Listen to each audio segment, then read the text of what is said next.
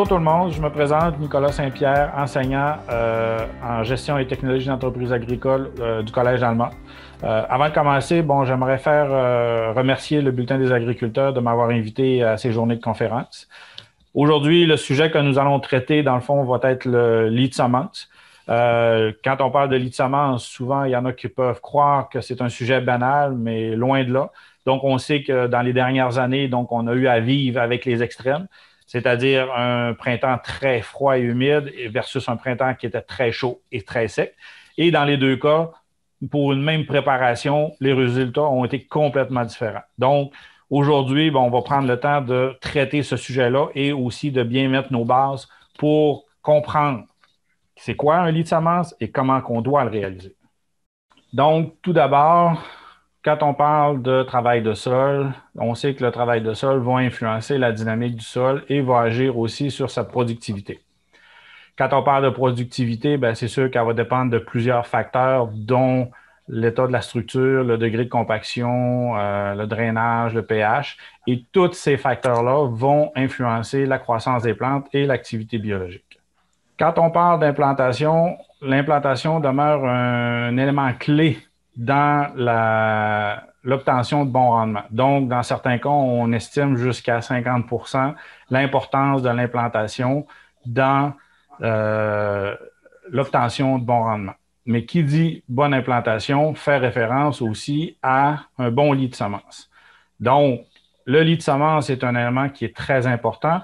Et quand on parle de lit de semences, on doit être capable de préparer notre sol à ce qu'il soit capable de gérer les précipitations. Il doit être capable aussi de servir de barrière contre l'évaporation, assurer un transport de l'eau, donc par capillarité, et aussi assurer un réchauffement optimal. Donc, toutes des conditions nécessaires à une bonne germination. Donc, si on regarde ça plus de façon imagée, on voit ici que au niveau de l'aspect gestion des précipitations, notre lit de semences post-semis, donc, devrait être capable d'écouler le surplus, donc d'évacuer les eaux lors de fortes précipitations pour éviter que le semis ne soit affecté par de l'eau qui vienne créer des zones de compaction dans le sol. Par la suite, toujours ce même lit de semences-là doit être capable de gérer l'évaporation, donc du même coup garder une chaleur pour favoriser la germination et être capable également d'alimenter en eau tout le développement des radicelles. Et finalement, quand on parle de l'échange gazeux, donc un bon développement racinaire a besoin quand même besoin d'oxygène. Donc, un bon lit de semences va permettre un bon échange gazeux au travers des différents agrégats, donc particules qu'il y a dans le sol. Donc, globalement, si on regarde qu'est-ce que devrait être un bon lit de semences, donc on voit ces différentes caractéristiques. L'objectif ultime d'un lit de semences, d'un bon lit de semences, c'est d'être capable d'avoir une levée rapide et régulière. Donc, qu'est-ce qu'on veut avoir le plus possible? C'est d'avoir une réponse rapide au niveau de la germination, donc entamer un processus de germination rapidement et par la suite d'avoir une levée qui va être le plus régulière possible, qui va m'amener à l'obtention de bons rendements. Donc, on s'entend que durant la saison, il peut se passer plein d'autres choses, mais si on est capable d'avoir un bon départ, c'est sûr que pour la suite, ça risque d'avoir des avantages. Donc, si on prend le lit de semences en lui-même, comment est-ce qu'on définit un lit de semences? Donc, ça se définit tout simplement comme étant une couche superficielle de sol, donc du sol, qui est plus ou moins finement travaillé et qui va servir à recevoir les semences pour favoriser leur germination. Donc, c'est un milieu de croissance pour le développement des différentes cultures que vous allez implanter. Mais si on va plus loin que ça, notre lit de semences devrait, dans un premier temps, comprendre une couche superficielle avec des agrégats qui sont grossiers. Donc, on parle à peu près d'un diamètre de 3 cm, donc égal ou inférieur à 3 cm. L'objectif de ces agrégats est d'être capable de contrôler la problématique lors de fortes pluies pour éviter le martèlement des différentes particules de sol et créer ce qu'on appelle les fameuses couches de battance. Donc, créer un sol compact qui va empêcher l'émergence des plantules. Deuxième aspect que devrait comprendre mon lit de semences, c'est une couche, une autre couche, donc une seconde couche d'agrégat plus fin, qu'on parle à peu près de 40 à 50 d'agrégats dont le diamètre est inférieur ou égal au diamètre de la semence. Donc, à partir de cette étape-là, c'est ce qui va déterminer un peu l'intensité du travail que je vais faire ou le nombre de passages que je vais réaliser. Donc, si j'ai un semis de maïs, donc la préparation du sol va être moins intense que si j'utilise une semence plus petite, comme par exemple du blé. Donc, peut-être que dans le blé, on va devoir faire un passage supplémentaire. Par la suite, ben, quand on parle de la profondeur, on dit que la profondeur du lit de semence, de mon lit de semence, devrait être d'environ 1,5 fois à 2 fois la profondeur de semis recommandée.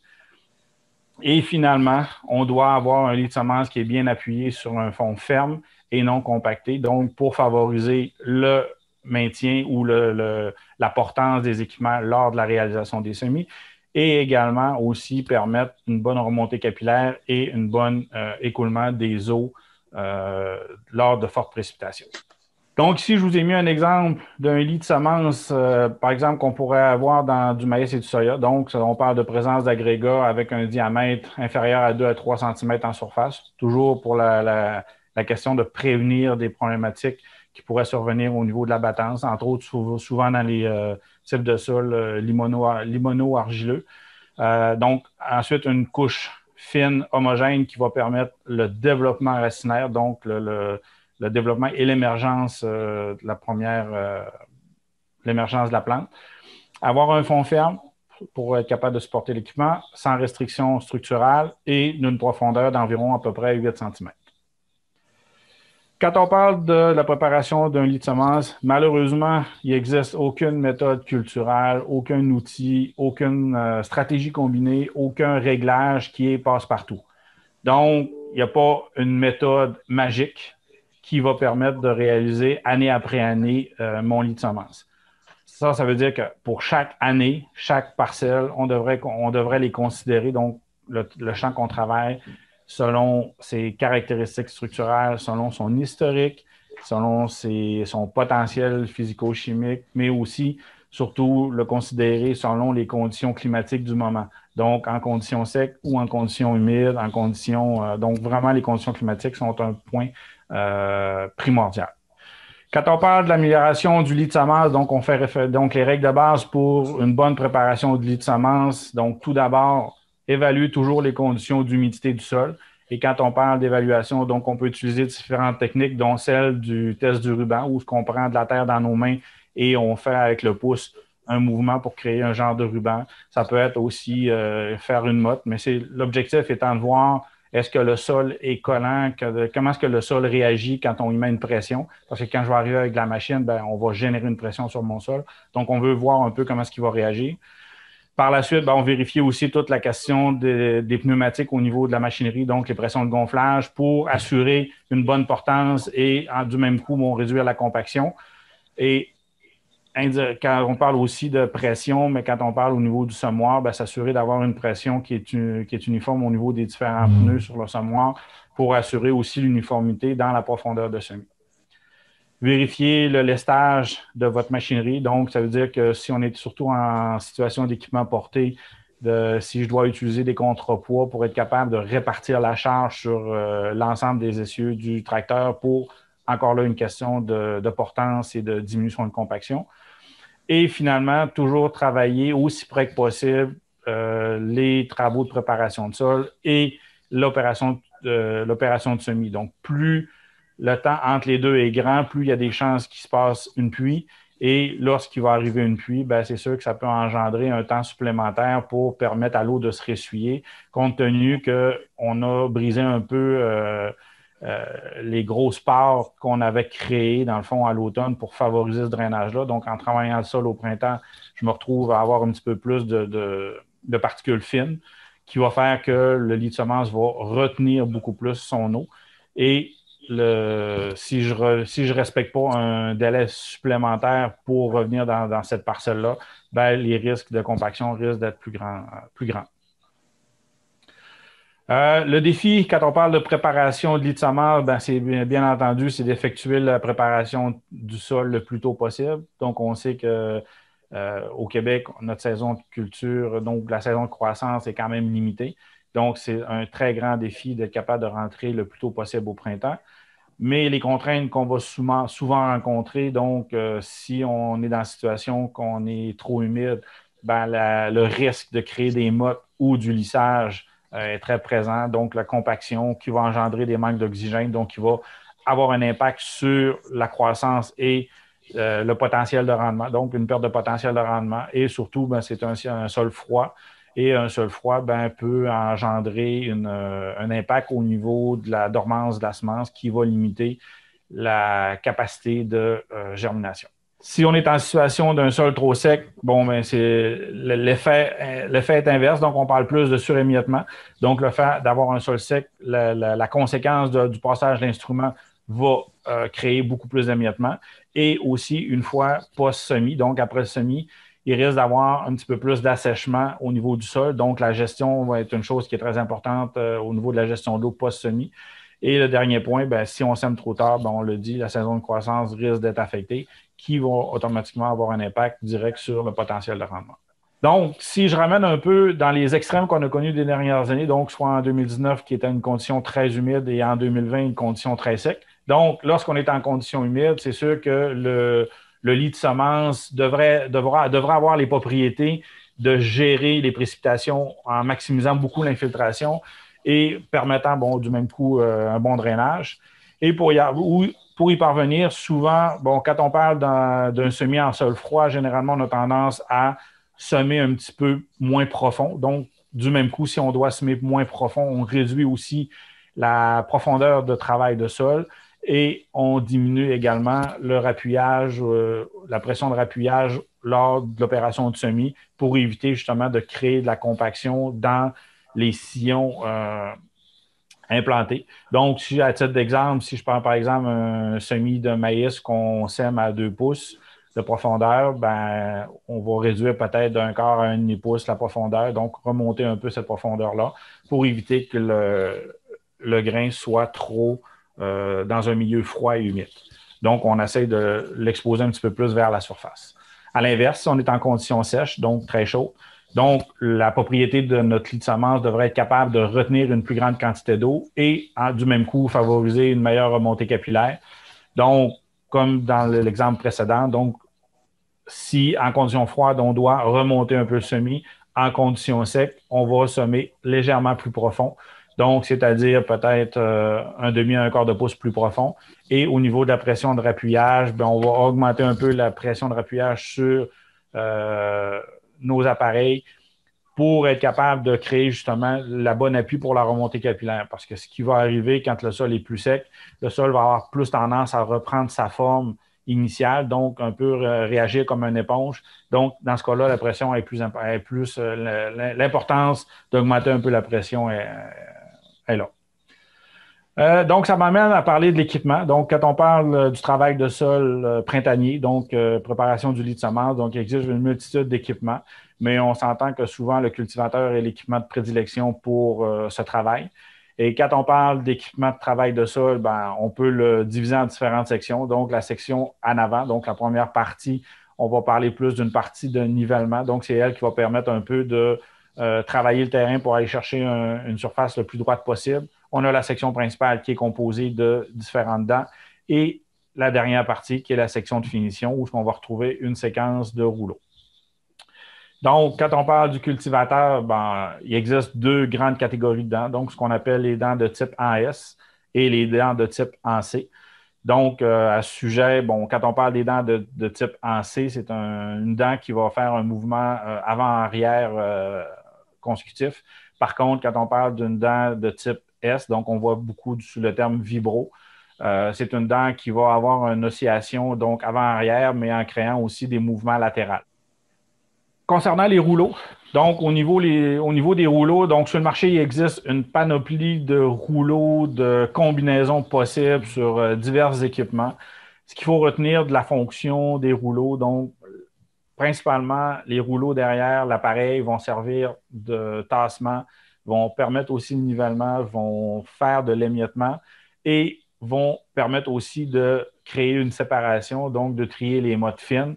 Donc, par propulsion, les mottes plus légères il va y avoir une division qui va avoir tendance à laisser les mottes plus grossières en surface et c'est ce qui va permettre justement de protéger, de créer une couche protectrice pour des problématiques, entre autres au niveau des croûtes de battance. Au niveau des différents réglages, donc c'est sûr que la réussite de l'opération du lit de semence passe par un bon ajustement des équipements. Donc, quand on parle d'ajustement des équipements, on parle d'ajustement, le nivellement latéral et longitudinal de l'appareil, très important. On parle aussi de l'ajustement de profondeur, donc bien vérifier à quelle profondeur on veut travailler en fonction de la culture. Donc, la préparation d'un lit de semence de maïs ne sera pas nécessairement la même que la préparation d'un lit de semence d'une culture de blé. On a aussi l'ajustement des tensions au niveau des différents rouleaux. Donc, les rouleaux en arrière, bon, on va ajuster notre tension en fonction des conditions climatiques présentes ou les conditions du terrain. Donc, très important de faire cet ajustement-là. Et par la suite, bon, il va rester juste la vitesse d'avancement à régler, encore là, pour une question selon les conditions climatiques. Donc, si on est en conditions très secs, ben, peut-être réduire un peu la vitesse pour éviter le surémiettement qu'on a mentionné tout à l'heure. Donc, si on regarde l'appareil, on voit que, bon, très important quand on fait l'opération d'ajustement, de le faire sur un terrain qui est le plus droit possible pour avoir une idée globale de l'appareil. On sait que de plus en plus, bon, on a des gros appareils, des appareils aussi qui sont à aile, donc qui vont se plier. Donc, c'est sûr que quand on parle du niveau, bon, le niveau latéral et longitudinal, donc c'est important d'aller chercher ces aspects-là. Mais quand on parle d'ajustement global, donc souvent sur les appareils, tout dépendant des équipements, on a un appareil au centre qui nous permet de créer, d'aller chercher le niveau longitudinal, donc avant-arrière, donc en ajustant une vis. La plus grosse erreur, souvent, c'est qu'on ne va pas regarder les ajustements qui sont latérales, donc de chaque côté sur les ailes. Donc, au niveau des différents cylindres, il y a un ajustement pour être capable de corriger la profondeur de semis, la profondeur de travail en fonction du centre, donc de jouer sur le cylindre, de le raccourcir ou le rallonger, pour être certain qu'une fois que l'air s'est descendu, que les extrémités, dans le fond, ne soient pas plus sorties que le centre. Donc, c'est un ajustement à vérifier, à valider pour être certain que mon équipement va avoir un aplomb global sur l'ensemble de toutes les dents disponibles sur mon équipement. Et finalement, bon, on va avoir l'ajustement des différents rouleaux qui va être important. Donc, chaque rouleau est indépendant au niveau de l'ajustement. Donc, c'est important de répéter le même ajustement sur l'ensemble des différents rouleaux. Finalement, quand on parle de préparation de lit de semence, donc on sait que c'est un défi. Donc, un bon défi, mais bien le réaliser, bien, c'est sûr qu'elle permettra les bases de l'expression du plein potentiel de vos cultures. Donc, une fois qu'il est bien réussi, ça va faciliter beaucoup le développement et les performances des différentes cultures que vous implantez. Avant de terminer, je vous laisse juste sur une diapositive qui fait, je pense qu'une image vaut mieux le mot. Donc, quand on parle de l'opération de semis, qui est une opération qui est très importante, donc on peut faire tous les ajustements, les calibrages nécessaires, mais quand j'arrive au champ et je décide d'accélérer, donc de me dépêcher pour réaliser mes opérations, bien, c'est sûr qu'un semé trop rapidement, même avec les meilleurs ajustements au monde, on ne réussira pas à atteindre les objectifs souhaités. Sur ça, je vous remercie beaucoup et si vous avez des questions, je suis disponible.